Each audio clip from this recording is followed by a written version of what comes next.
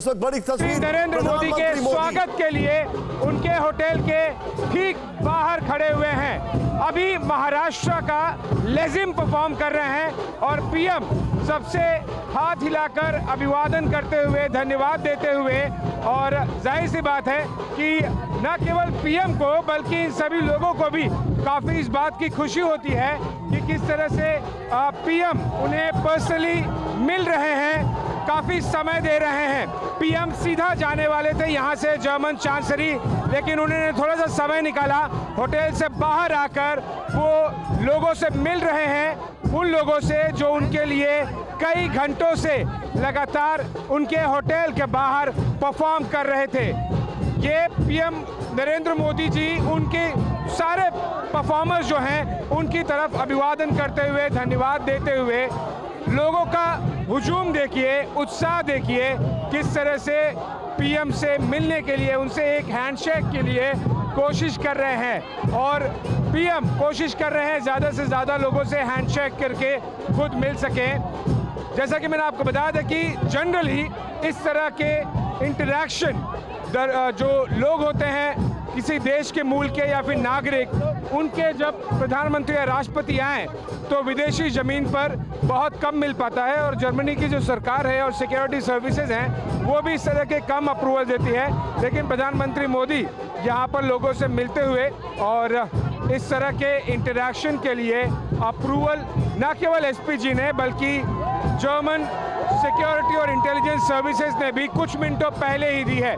ये impromptu act है प्रधानमंत्री मोदी का कि किस तरह से वो उन्होंने डिसाइड किया कि खुद ही वो बाहर आके मिलेंगे, और अब दूसरी तरफ भी जाके पीएम मोदी लोगों से मिलते हुए, लोगों का उत्साह देखने लायक है कि जब प्रधानमंत्री उनके मिलने आते हैं लोगों से तो किस तरह से प्रधानमंत्री को हजारों की तादाद में लोग मिलने आए। वो देखिए पीएम अब अपने कॉन्वॉय में बैठते हुए और यहाँ से सीधा वो अब जर्मन चांसलरी जाएंगे, जहाँ पर आधिकारिक तौर से ऑफिशियल जो उनका प्रोग्राम है उसकी शुरुआत होगी।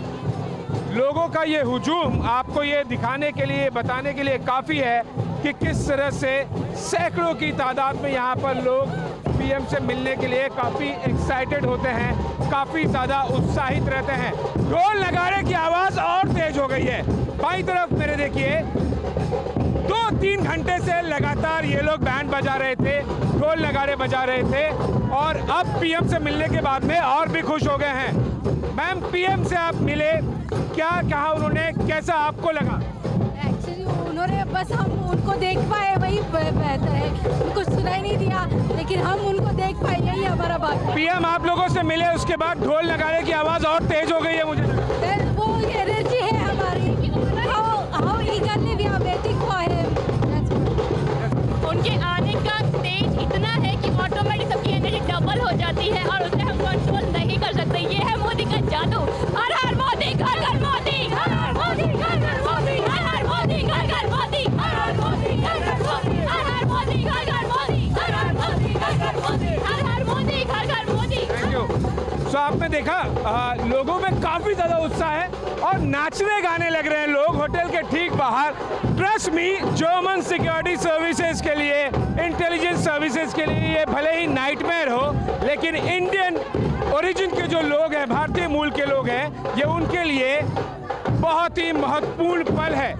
बहुत बड़ी तादाद में लोग यहाँ पर आए हैं, लोग पीएम की एक झलक के लिए, न केवल भारतीय। मैं चाहूँगा कि कैमरामैन हमारे पैन करके आपको दिखाएं कि जर्मन नेशनल जो जर्मनी के लोग हैं वो भी यहाँ रोड के दूसरी तरफ खड़े होके देख रहे हैं, समझ रहे हैं कि ऐसा क्या उत्साह है, ऐसा कौन सा वैश्विक लीडर आया है जिसको मिलने के लिए सैकड़ों हजारों की तादाद में लोग आए हुए हैं।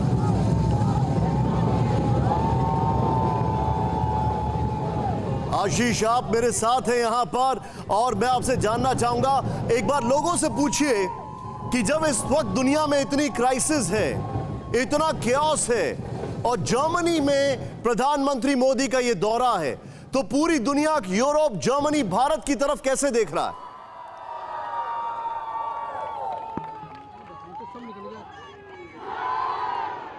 आशीष, can you hear me? Ashish,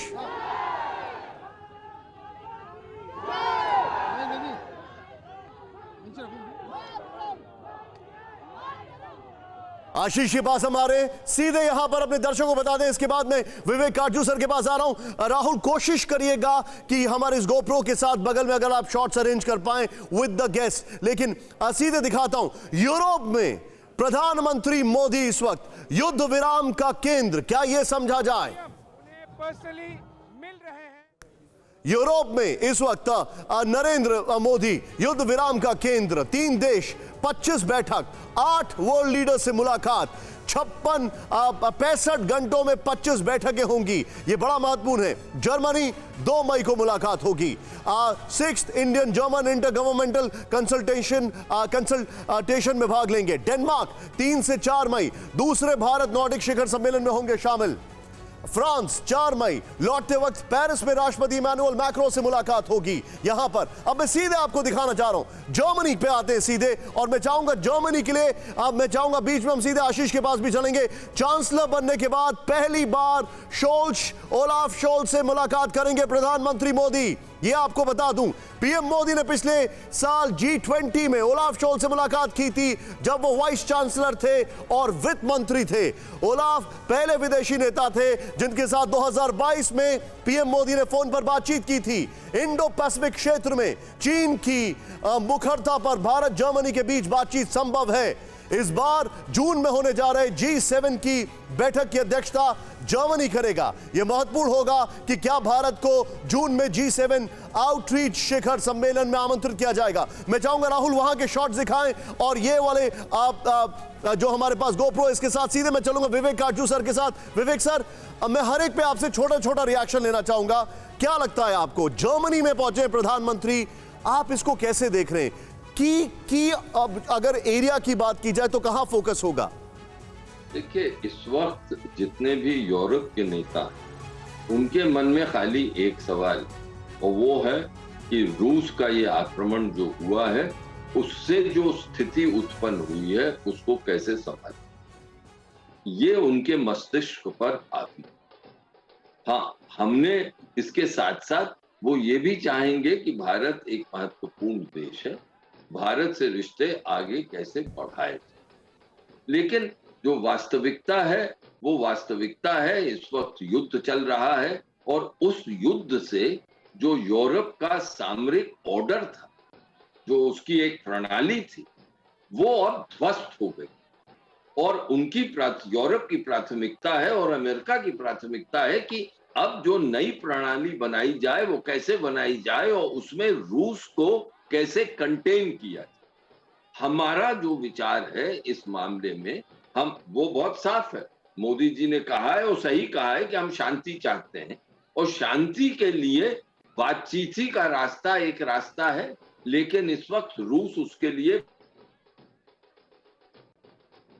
okay, मैं आपके पास आ रहा हूं। विवेक सर, आपका सिग्नल थोड़ा सा लूज है, I am coming back to you. Ashish मेरे साथ जर्मनी से जुड़ गए हैं। आशीष, मैं चाहूंगा यहां के लोगों से पूछें, इस कठिन दौर में इनकी क्या राय है, भारत के रोल को ये कैसे देखते हैं, प्रधानमंत्री मोदी के इस विजिट को ये कैसे देखते हैं आज के इस कठिन दौर में?